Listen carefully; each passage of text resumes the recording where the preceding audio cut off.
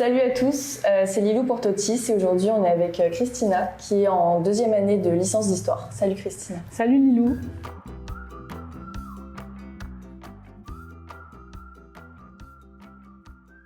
Pour commencer, est-ce que tu pourrais nous présenter un peu ta formation, ta licence ?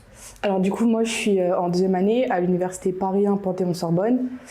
Donc en licence d'histoire et en gros c'est une formation en 3 ans et ça se présente avec on va étudier 4 périodes on va dire d'histoire. Donc il y a l'histoire contemporaine, moderne, médiévale et ancienne et on va étudier on va dire en L1 et L2 on va étudier 2 blocs par semestre et en L3 ce sera les 4 en un semestre.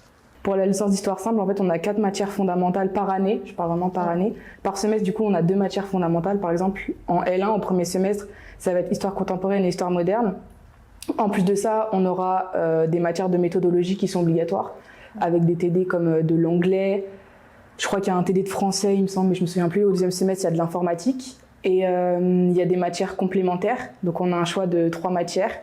Donc, ça peut être une langue, un sport, une aire culturelle. Les aires culturelles, en gros, c'est des, comment on va dire, des TD, on va dire, approfondis dans une matière, par exemple, histoire des religions, histoire de l'Afrique subsaharienne, histoire du monde arabe et tout ça. Ok. Est-ce que tu pourrais revenir sur ton parcours, tes années lycée et nous dire à peu près quel type d'élève tu étais au lycée ?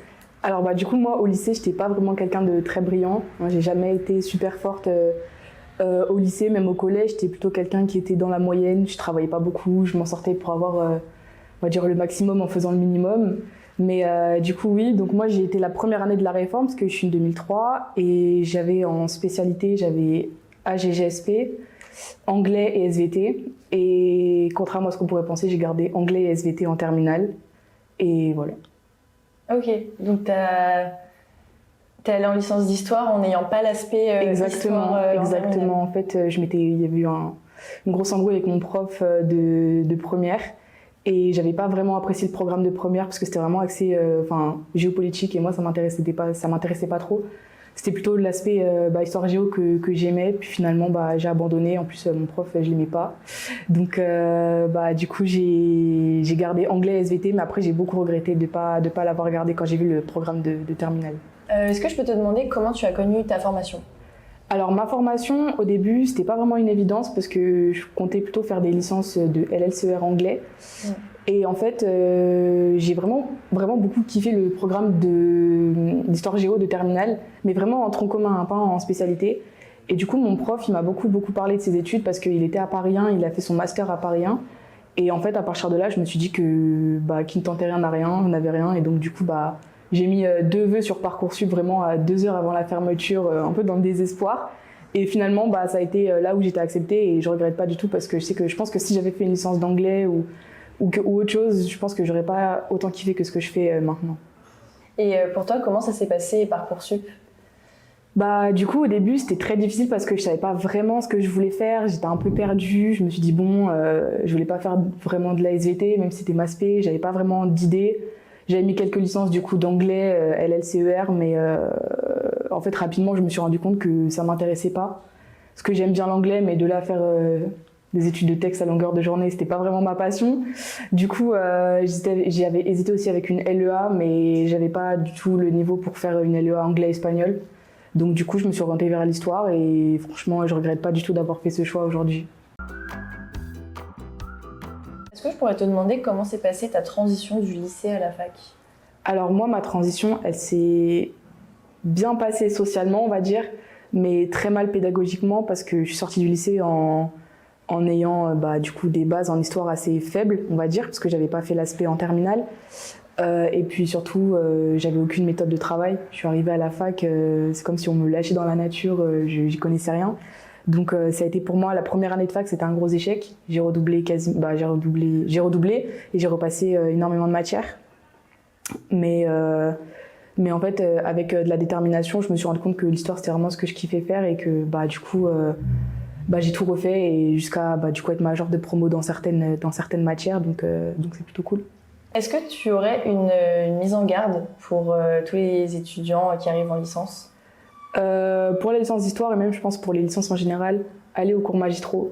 Parce qu'on pense au début, on se dit oui, les cours magistraux, c'est en amphi, il n'y a pas d'appel.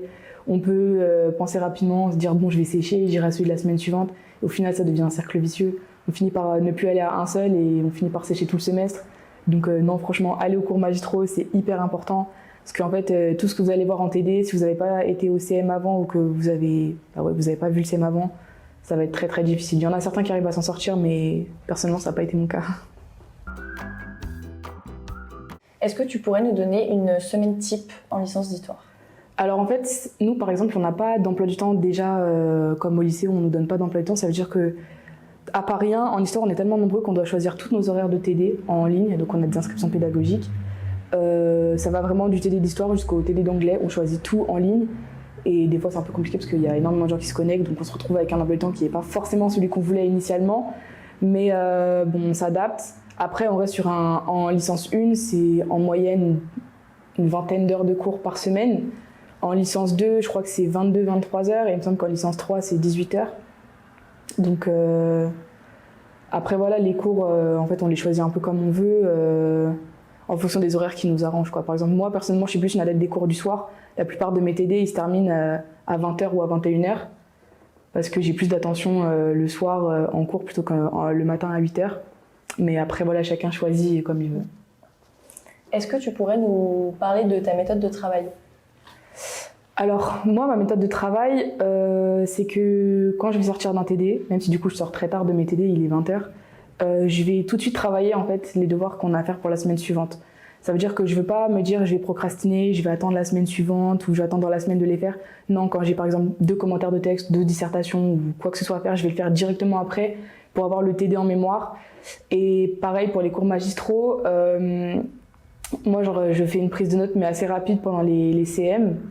Mais en fait, j'enregistre avec mon Mac le cours et je le réécoute chez moi. Et comme ça, en fait, je complète ma prise de notes. Ouais. Est-ce qu'il y a des spécialisations possibles en licence d'histoire?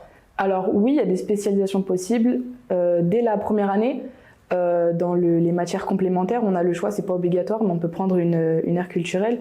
Donc ça va être par exemple histoire des religions, histoire du monde arabe, histoire de l'Afrique subsaharienne. Enfin vraiment, il y a une vingtaine de cours comme ça, d'1h30. En licence 1, il n'est pas obligatoire. En licence 2, ça devient obligatoire. Donc, par exemple, moi, personnellement, j'ai pris histoire du monde arabe. Après, il y a énormément il y a histoire des femmes, il y a vraiment plein de choses comme ça. Et en 3e année, en licence 3, en fait, on va vraiment choisir. Ça va être un peu comme des aires culturelles, mais dans les 4 périodes fondamentales. Ça veut dire qu'en licence 1 et 2, on va avoir des cours imposés. Ça veut dire que, par exemple, cette année, en histoire ancienne, c'est le Proche-Orient. Et l'année prochaine, en licence 3, ça va être vraiment des cours qu'on va choisir avec des thématiques que nous, on veut aborder tout au long du semestre. Ok. Est-ce que vous avez des opportunités de faire vos études à l'étranger? Oui, Paris 1, Panthéon-Sorbonne, c'est une fac qui est en partenariat avec Una Europa. Et donc, en fait, on peut faire énormément de demandes d'Erasmus dans approximativement, je crois qu'il y a 270 pays, quelque chose comme ça. Peut-être un peu moins, je me souviens plus, mais en tout cas, je sais que on peut demander facilement, par exemple, un Erasmus ou même devenir étudiant étranger et être étudiant de Paris 1. Et par exemple, à la fac de Berlin, c'est tout à fait possible. Ok. Est-ce que tu pourrais nous parler de tes matières étudiées et de celles que tu apprécies le plus et celles Alors du coup, en première année, j'avais étudié l'histoire donc contemporaine et moderne au premier semestre et ancienne et médiévale au 2e semestre. Et j'avais choisi en aire culturelle, comme je l'avais dit précédemment, histoire des religions au premier semestre et au 2e semestre. Et je pense que les matières que j'ai préférées de toute l'année, c'était vraiment l'histoire des religions du premier semestre, parce que c'était sur les religions grecques et romaines, j'ai vraiment kiffé le programme. Et au 2e semestre, c'était les religions monothéistes. Enfin, quel impact ont eu les religions monothéistes dans le monde dans lequel on vit aujourd'hui, comment elles se sont développées. Et l'histoire ancienne, j'ai aussi beaucoup apprécié parce que c'était la vie des Grecs et des Romains, notamment à l'époque classique. Et voilà, moi je suis vraiment passionnée par l'histoire ancienne, donc j'ai beaucoup aimé. Comment ça se passe les partiels?